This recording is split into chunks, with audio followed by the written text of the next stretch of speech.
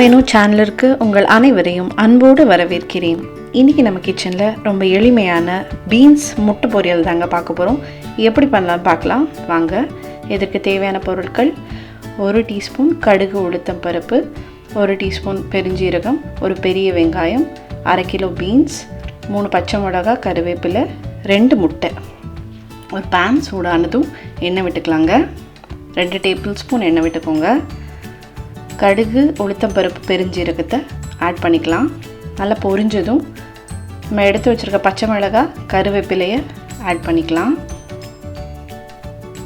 அது ஒரு 1/2 மினிட்க்கு அப்புறம் வெட்டி வச்சுருக்கிற பெரிய வெங்காயத்தை ஆட் பண்ணி ஒரு 2 நிமிஷம் வதக்குங்க.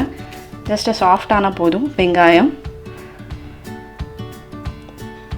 இது ரொம்ப ஈஸியான பொரியலுங்க, ரொம்ப டேஸ்டியாகவும் இருக்கும்.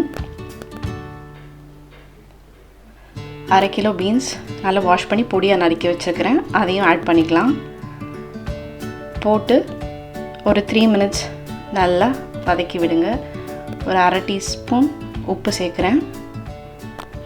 உப்பு சேர்த்து நல்லா பொறுமையாக வதக்குங்க. பீன்ஸ் பிடிக்காதவங்களுக்கு கூட இப்படி முட்டை போட்டு பண்ணி கொடுத்தீங்கன்னா கண்டிப்பாக பிடிக்குங்க. பீன்ஸ் வேகிறதுக்கு தேவையான தண்ணி ஆட் பண்ணுறேன்.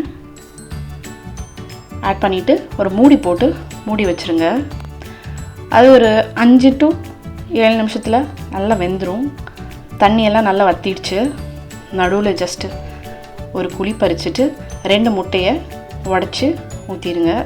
டைரெக்டாக உடச்சி ஊற்றினா தோடெல்லாம் விழுந்துரும்னு சொல்லிட்டு நான் ஒரு கிண்ணத்தில் போட்டு உடச்சி சேர்த்துக்கிறேன். அப்படியே நல்லா பரட்டி விடுங்க. நல்லா இருக்குங்க இந்த பொரியல். ரொம்ப ஈஸியாக சிம்பிளாக யார் வேணாலும் பண்ணிடலாம். கண்டிப்பாக ட்ரை பண்ணி பாருங்கள். உங்கள் ஃப்ரெண்ட்ஸ் அண்ட் ஃபேமிலியோட இந்த ரெசிபியை ஷேர் பண்ணுங்கள். நல்லா பச்சை பச்சைன்னு முட்டை பொரியல் பார்க்குறக்கே செம்மையாக இருக்குது. பீன்ஸ் கூட்டு நல்லா டேஸ்டியாக இருக்குங்க. பீன்ஸ் பிடிக்காதவங்க முட்டை போட்டு இதை கண்டிப்பாக ட்ரை பண்ணி பாருங்கள். மீண்டும் சந்திப்போம். நீங்களும் சமைக்கலாம்.